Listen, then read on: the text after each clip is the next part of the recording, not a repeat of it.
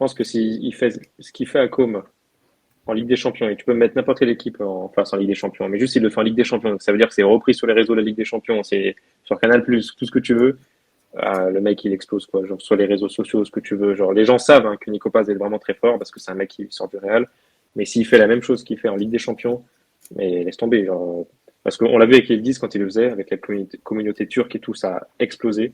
Mais avec Nico Paz, je trouve que c'est vraiment plus joli à voir que Yildiz, et pourtant, Yildiz, C'est ça. c'est quelque chose, tu vois. Donc, enfin, hier, quand il met dans le vent, il met pas n'importe qui dans le vent. C'est Tavares qui sort d'une une bonne saison, pas excellente, mais une bonne saison. Justement, Tavares, c'est le genre de gars qu'on voyait jouer sur son côté. Tu avais l'impression qu'il jouait avec des U15 tellement il était enfin, fort et physiquement au-dessus des autres. Bah, hier, il cherche encore la balle que Nico Paz lui met sur le côté, là. Puis même là, c'est même pas le geste, c'est le geste techniquement de le faire, physiquement de se retourner et de mettre la passe. Il met pas la passe 15 secondes après, il la met tout de suite. Et c'est exceptionnel. Je pense que même s'il n'y a pas de but, la passe, elle fait le tour des réseaux. Puis en plus, après, il met un coup franc.